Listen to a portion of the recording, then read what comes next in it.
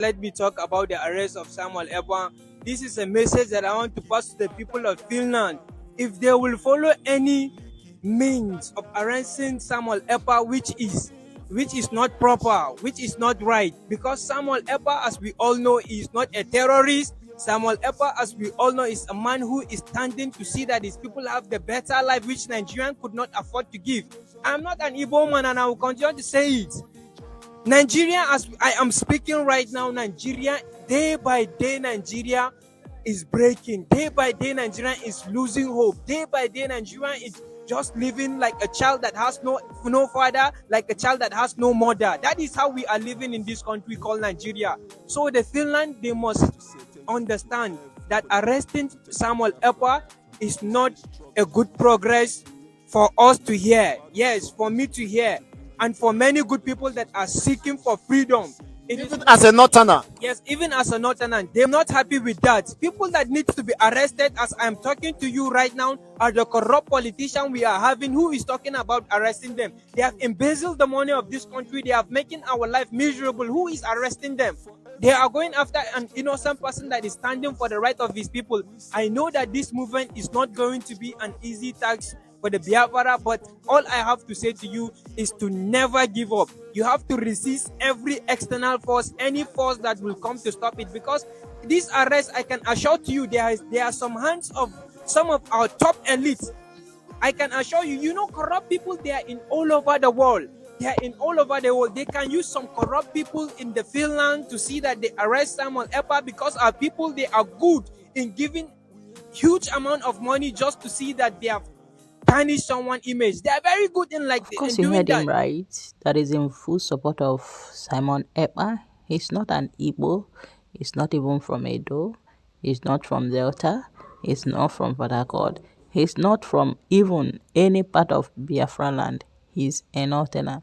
Now, listen to Dr. Kemi Lawrence, what she said about Simon Ekpâ, the arrest, and the secret genocide going on in the southeast. Please do subscribe to this channel and leave your thought on the comment section. Also leave your notification bell on for more updates. An impending genocide slowly going on in southeast Nigeria, and the arrest of Simon Ekpâ. You might be the next victim in Nigeria. Be very careful. On Simon Ekpâ. Simon Ekpâ is nothing but a freedom fighter. He wants Biafrans free. What is going on with the Igbos in the southeast? The Igbos are everywhere. They're in the north, south, west, and east. But what is going on in the southeast is what I talked about. There is a slow genocide happening in southeast Nigeria. A plan to annihilate the Igbos from the face of the earth. Specifically southeast Nigeria. Imo, Ebonyi, Enugu, Abia, parts of rivers where they're concentrated, and Anambra State. The southeast governors in the last administrations have not done much. They have been the biggest betrayal to the people there. Many of them left office with tons of money and their future secured for them and their children. There are young Igbo boys inside Port Harcourt prison where I was. I was arrested 3 times. I visited the prison twice, and they call them the IPOB boys. These were young men, 18 to 25, who simply went to a protest, a rally in Onitsha, the Nnamdi Kanu rally, where President Buhari ordered the Nigerian army to go out there and open fire and kill people. Several were killed. There was a massacre during the 2016 rally. Why am I telling you this? Because as I sit here as one single journalist, I can go to the ICC and file a complaint against the Nigerian government on what happened in 2016 at the IPOB rally. There was genocide, and it's documented. Those they couldn't kill were taken into Black Marias and shipped to Port Harcourt prison. I met many of them there, and I interviewed several of them. I haven't written anything about my prison stay yet, but I've been telling stories. There's a lot you need to know. 18 to 25-year-old young Igbo men lost their livelihoods. They locked them in the prison, no school, no nothing. Several has even died in the prison. Hunger, many thin, many suffering from diseases. Suffering. Some of the families don't even know where they are till today, not knowing they may be in the prison as part of the ones that were swooped out from the rally.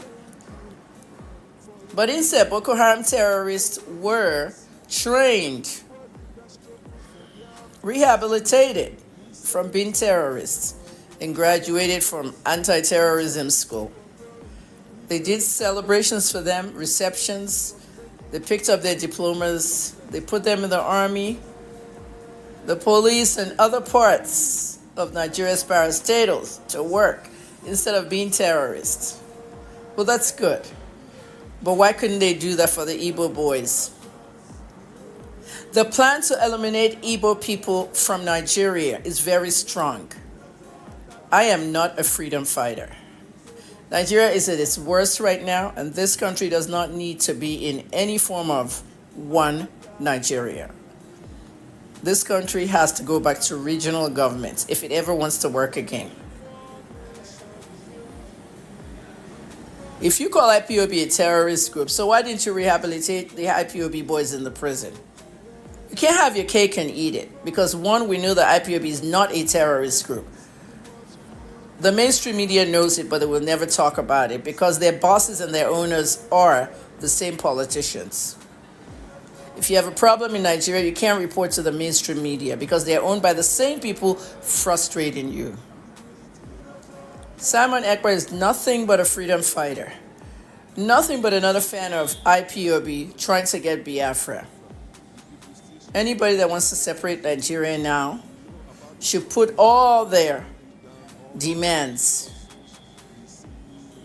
and send it to the right people in the National Assembly rather than just doing things on the streets.